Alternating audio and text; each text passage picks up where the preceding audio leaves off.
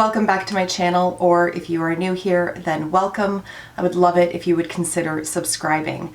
You will notice the hair is different. Used to be red, then it was like sort of a weirdish kind of purple that didn't quite take, and now in the viewfinder it looks black, but it's actually just a really dark blue, and in the sun it comes out a lot more blue. I could probably fuck around with my lights and show you. Maybe. There. Like if I hold the light up, you can see the blue, right? I think maybe I jumped the gun and I like dyed it a little bit too early in the season because it is still summer and it feels very fall winter. But you know what? I like blue, so we're gonna stick with it. However, I am gonna pull it off of my face because doing the makeups. I'm quite proud of myself though. I dyed it myself and I even cut it and gave myself layers. Is it amazing? Not so much, but it works in a pinch, so there's that. Alright, so no big surprises here. If you read the title of this video, it's just a chit chat. Get ready with me. I have a few things that I want to discuss. Some of them just related to life in general, others related to the channel more specifically and where I kind of hope to see it go. But that's what we're going to do. I'm going to play with some of the newer makeup items that I have brought into my collection over the past month or two, and we're just going to chit chat. That's it. That's all there is to it. No more preamble. Let's get started. I'm going to do my eyes first and then I will do my face. I often do it the other way around, but hey man, let's shake it up. So I'm going to start off by priming with the Gerard Cosmetics Clean Canvas Eye Base Medium. I really like this eye primer, and I'm very excited to share with you that they are expanding the range. So there's going to be lighter options, deeper options. I think there's going to be 4 in total. They do have a pre-order right now. I do have an affiliate code with Gerard Cosmetics, so if you use the code Kara, it will save you 30% off, but it also does give me a little bit of a commission, so you don't have to use it, but the option is there. It is included in the description box down below. At any rate, here's what the eye base looks like. So it's reminiscent of the paint pot from MAC, except that it is a bit runnier than that. So I find that it is very easy to blend out. It gives a nice clean canvas, as the name would suggest, and a tiny bit goes a very long way. So I'm going to start off with that. And you know what, I'm just going to do one eye at a time and then I'll do this one off camera because otherwise these videos take forever because I have still not mastered the art of applying makeup and talking in some sort of succinct manner. I end up just talking throughout the entire process and then it's like an hour and 15 minutes of me just rambling, and then I try to edit it out, but if I edit out too much then it just doesn't make any sense. So then I usually just end up scrapping the whole thing. So then I've really just sat in this room and talked to myself for an hour plus for literally no reason. So that's the plan. That's what we're going to do. But you can see how nicely, you know what, here, let's do this. There we go. You see how nicely it blends out? And then like I do have some discoloration. I don't have a ton of like veins or anything, but my eyes, they're very deep set and they're very like, you can see the circles. It is what it is. It's genetic. I can't do anything about it. It doesn't matter how much sleep I get, although I've got kids, I don't get much sleep. But like it just evens out the color, the skin tone, the whatever on top of my eyes. Anyways, Clean Canvas is an appropriate name. There's the short and long of it. For eyeshadow, I'm going to use the most recent palette that has come into my collection, and that is from Midas Cosmetics, and it's the Lemonade palette. It's not a particularly new palette, but I slept on it and I apologize for that because it's just so very pretty. I was concerned that these shadows were not going to be diverse enough and that it was just going to be like a one-hit wonder kind of deal but spread over 9 pans. I was wrong. She's beautiful. Okay, I've only played with it once, but instant love. So I'm going to use it again today. All right, how are you guys doing? How are you holding up? I feel like this is the year that will never end, and I know that people have got like a bit of a countdown going on and they're all very excited for 2021, but like realistically, is anything really going to change? Really? Like, it's a virus. A virus doesn't have access to a calendar, or if it does, it's probably that asshole that just truly doesn't care. So it's not like it's going to be January 1st and like Miss Rona's going to be like, well, you know what guys, that was fun, but I'm gonna peace out of here now.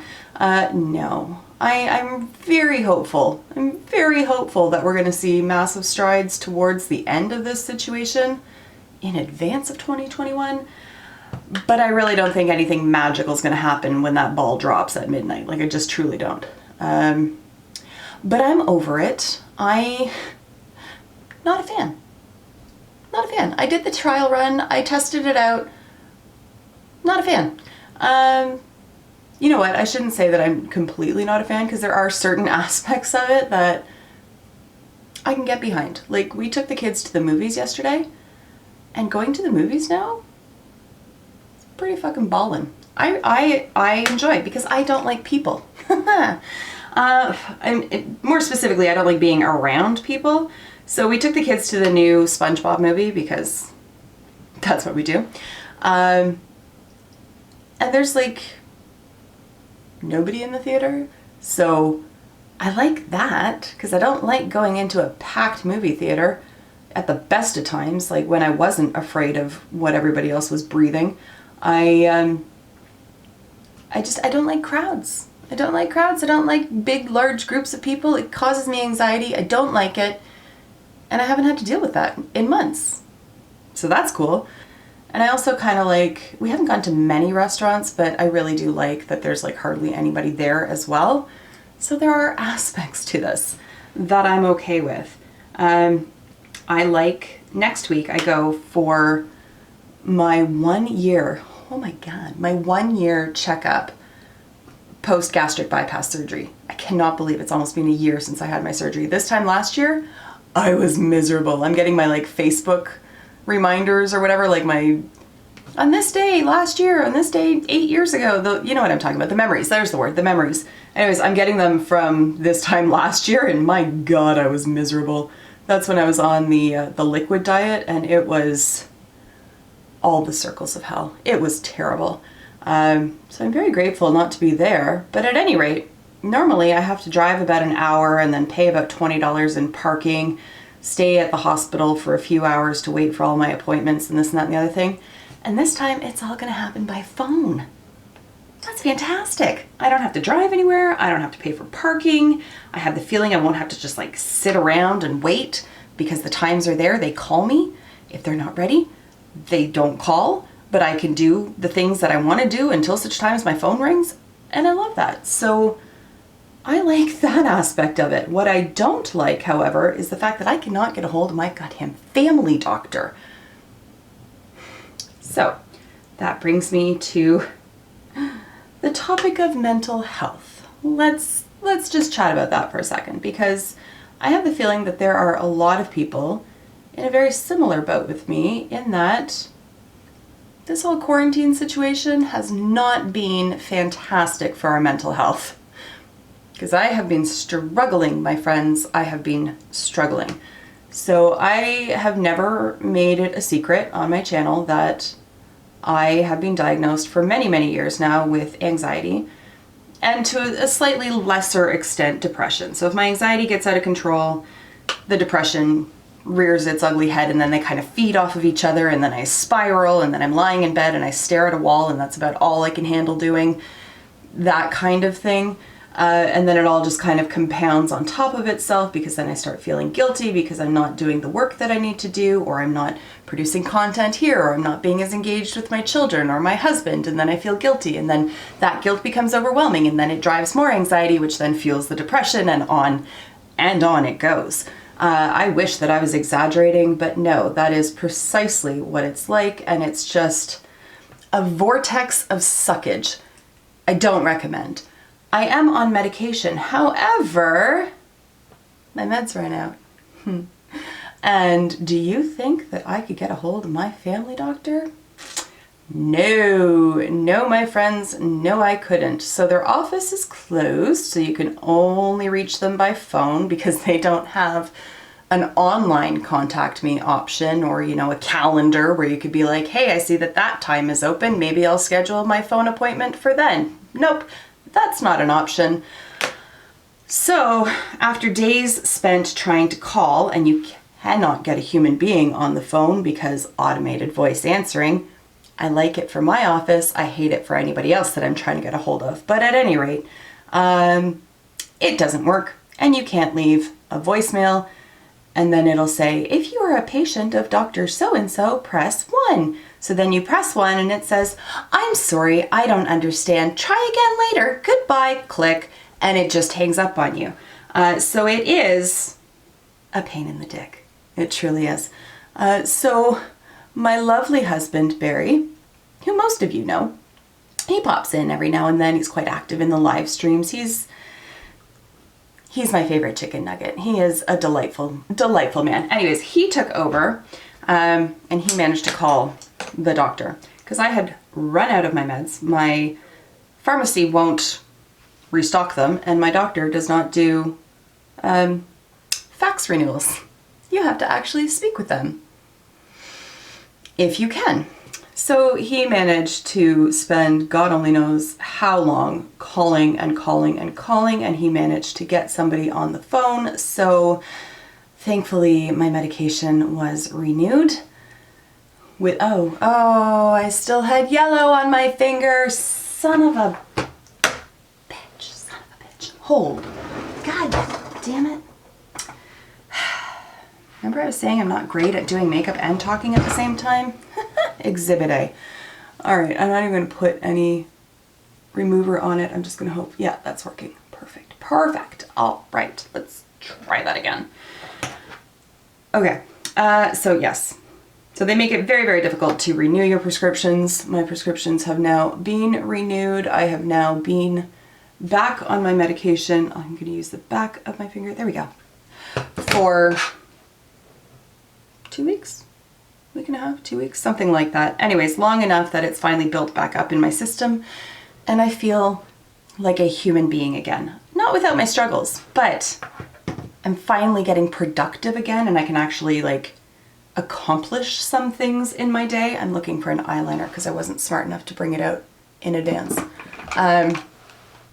So it's a good feeling because I can go to work and actually get stuff done, able to play with the kids, able to sit down, have this kind of conversation and not just be lying in bed staring. Because that's, you know, sometimes that's all you can handle, but I never really feel good in that moment. But you do what you got to do. So at any rate, I'm very, very grateful to be feeling somewhat normal again. But yeah, this whole situation has not been great. And there's a lot of other stresses going on as well. I cannot talk while I'm doing liner. Oh my god. Oh, it's going rogue. It's going so terribly. I might have to put false lashes on just to hide this.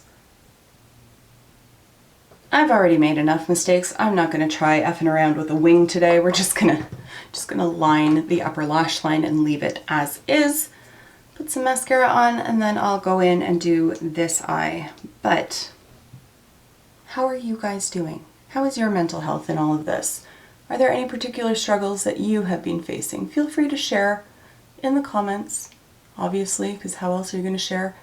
I just feel like we're kind of all in this together, and I'm sure some people are just living their best lives and other people are very much not happy with this. I really don't know how extroverts are handling all this. I am the very definition of an introvert, so in that perspective I'm doing okay, but there's just so many elements piling on that I think that's where the bottom fell out for me and I just couldn't handle it.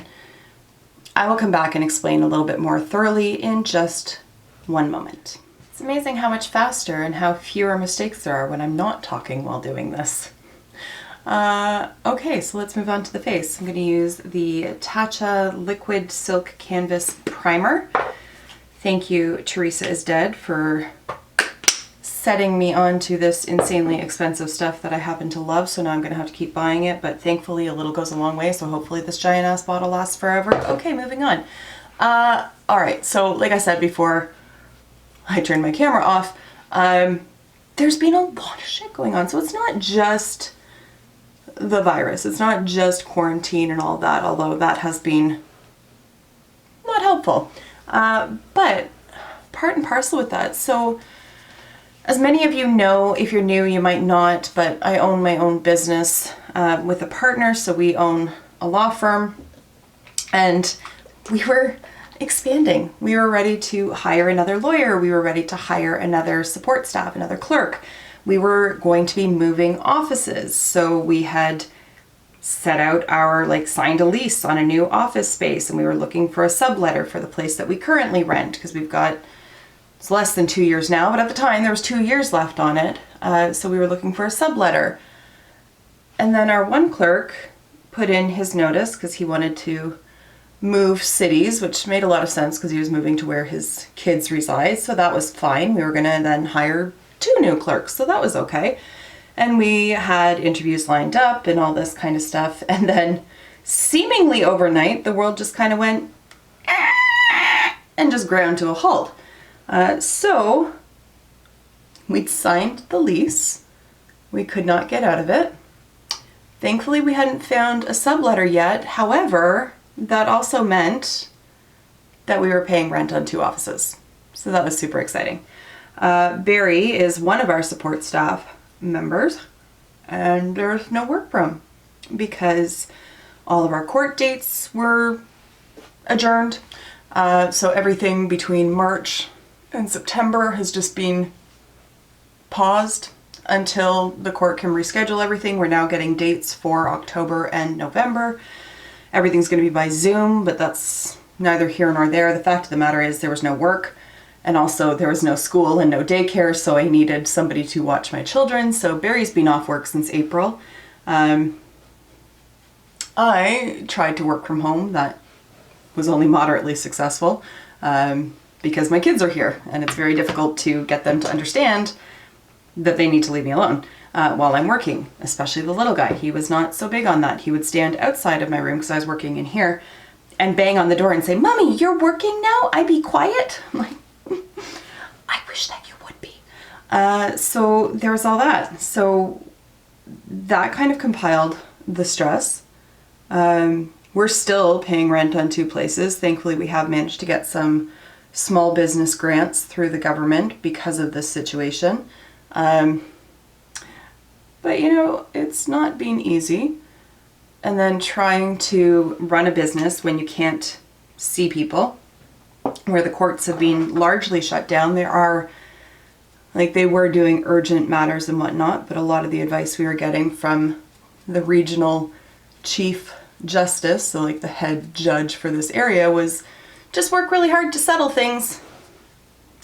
Okay, I'll see what I can do, because up until this point I haven't been trying. What? It was non-advice really, and then it's kind of blind leading the blind, and it still is in some regards, so it's stressful, because I can't give advice to people when the courts haven't told me what they're going to be doing for certain types of matters or certain jurisdictions. They're just kind of we'll let you know. Okay, I'll pass that on to my clients then. I'm sure they'll be super happy about that. So my clients have been largely very good about it, but it's been months and their lives have been put on hold. And so, they want answers and I don't necessarily have them. And so it's been not the easiest thing. So work has just been very difficult. It's getting better, but it's been difficult. Then we're now faced with this whole, do we send our children back to school in September decision? And I feel like I'm flying into it completely blindly because our school, I need a powder brush, there it is. Our school has not really provided much in the way of information. Just said, well, we're going to be opening back up on a full-time basis, so you can send your kids and they're going to go to school like a regular school day. We have enhanced safety protocols. I don't know what they are. They don't specify. They just say that they're enhanced, and I guess I need to take that at face value. Except that it's my children's health and safety, so I'd like them to flesh it out just a little bit more, please. And then they're like, okay, but we need to know by the 14th. And they sent this email to us on the 7th. So not a lot of information, except that kids that are under grade 4 don't need to wear masks. My daughter's going into grade 3. My little guy has 1 more year until kindergarten, so he is like full-time daycare.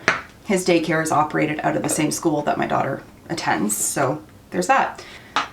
Even if, say, like there's 2 grade 3 classes, say half of the kids throughout both of those classes decide that they're going to be staying home, they're just going to amalgamate the classes, so it's not like they're putting a limit on how big these classes can be. Mind you, if I want to go buy like kitty litter at Pet Value, there's only like 3 people allowed in the store at any given time, and I have to wait outside until it's my turn. But for schools, hey man, let's fit 25, 30 kids in a classroom and just hope for the best. So I'm not feeling great about that. I can ask her to wear a mask, and I fully believe that she will. Like, if I tell her that's the rule, you have to wear your mask, I don't care what Susie and Johnny are doing, your rule is that you need to wear a mask, she will wear the mask. However, that's a lot to ask of an 8-year-old, to wear a mask for 6-7 hours of the day. Like, I wear it when I enter my office building, and I wear it on the rare occasion when I do have to meet with a client. But when it's just me in the office, or when it's just me and my partner's in her office, or the other lawyer, like our associate, is in his office, I'm not wearing my mask. So it's kind of hypocritical for me to be like, well, I don't care how uncomfortable it is, I don't care, you gotta wear your mask. You know? And the masks are important, I think. I do. However, it's just one point of contact. Like, they're going to be touching a lot of stuff. When she goes to the bathroom, like how often are these bathrooms being sanitized? I'm very concerned about these kind of things, and I don't have any answers to it. But if we keep them out of school, we have to keep them out for the entire term. There is absolutely no good decision, because as much as I am struggling with my own mental health, so is my daughter. She is desperate for her friends. And for me to tell her, you know what, if we're going to keep you home, because I think that's probably the safest option, you're not going to see your friends until January, there's going to be issues. Like, and it's not just going to be that she's going to be disappointed or mildly upset. She is going to have a breakdown. Like, I've been seeing the cracks in her own mental. She is 8 years old, and it's just, it's awful. Like, I feel so badly for her. So those are our options. Like, basically financial ruin on the one side and guaranteed mental health issues, at least for my daughter. Perhaps long-term socialization issues for my 3-year-old. I don't know. But definitely my daughter's going to have issues. And in the meantime, I'm just continuing to sort of tread water at work and hope for the best. Or I alleviate those concerns and I send them to school hoping that they don't catch a virus that could ultimately kill them or kill Barry and I if they bring it home. Which they would, because if they have it, they're going to bring it home. Like, there are no good options. And the government isn't giving us the information that we need to know about what is actually going to happen at these schools, and what is their day going to look like, and what are the safety precautions that the school board is taking to keep our children safe. So just as we were sort of getting to the crux of that decision, things went kind of sideways with my mom. So that's been yet another challenge. I don't know how many more I can handle, to be honest. I really don't. Yeah, I really don't. So I'm not going to get too much into it, just out of respect for her own privacy, but I will say my mother is biologically my grandmother, so she is 88 years old, and with that comes challenges, right? Like care challenges. So she lives in an apartment. She lives independent right now. She's not in a nursing home or anything like that. And her apartment, it is like an assisted living place. She's not on, like, she doesn't partake in that program at this point. So the option is there, but she's not part of it, if that makes sense. However, I think the time is coming where she needs the assistance, but she's very resistant to that because she feels that, well, you know what, I don't really know what she feels. I think it's that she doesn't want to admit that she needs the help. She doesn't want to admit that she's aging, and that she thinks eventually she's going to come and live with me. I think that's like, it's a combination of those things. And she needs the help. She is aging. She's not going to come live with me. There's a myriad of reasons. I'm not going to get into them here. That's her and my personal business, but all that to say, that's not the solution that's available to us. Having an aging parent is incredibly difficult. And I try my best, I do, but it's very difficult to balance all of these things. So that's my life right now. Yeah. So then my channel. What do I want to do with my channel? Well, I don't want to give it up. There was quite a bit of time there where I was seriously considering just shutting her down. Maybe not permanently, but for the foreseeable future. But I feel like I'm capable of carrying on at this point. So I've been trying to make some little minor adjustments just to make my channel feel a little bit more polished for me. I've changed the intro a little bit. That's still a work in progress. If you have any feedback, preferably constructive, not just like, no, I hate it. Constructive criticism is always, always welcome. I have been working on just like changing things up in terms of my channel art, all that kind of stuff. Just trying to make this the nice little haven that I really hope it can be. And I've put on my channel art right now new videos every Monday, Wednesday, and Friday. I'm going to try to commit to that. However, I may need to scale it back. There may be days where it's supposed to go up on, say, a Wednesday and it doesn't go up till Thursday. I'm going to try very hard to commit to those 3. I might need to scale it back to just like Mondays and Fridays, something like that, with maybe a live stream or so in between. Ultimately, I feel like having a schedule is going to be helpful for me because it keeps me on task and it keeps me on track, and it gives me like a little bit more structure. Why can't I do this up? It gives me more structure in my life. But 3 videos a week may ultimately be too much for me. So we're going to play it by ear. I'm going to see how the next couple of weeks go. If I have to scale it back, there's going to be an adjustment period in September when we get the kids back into the routine of actually leaving their house and me going to work every day and Barry going to work. Like, there's going to be an adjustment period. So we'll see. All right, I had to back it out because I was feeling just way too close. I would love to hear from you guys down below on what it is that you would like to see in terms of content on my channel. I kind of feel like I've lost my direction, if that makes sense. Like, it is predominantly a makeup channel. I have thrown in some fitness / weight loss kind of topics in here. Those seem to do really well, but I don't know the people that are watching the makeup content, if they care about that, the people that are watching the weight loss content, if they care about the makeup side of things. And then the other aspect that I can and have brought to this in the past is my experiences as a lawyer as well. This isn't an advice channel, and I would never sit down and be like, send me your questions and I'll give you legal advice, because that's a terrible idea on my part.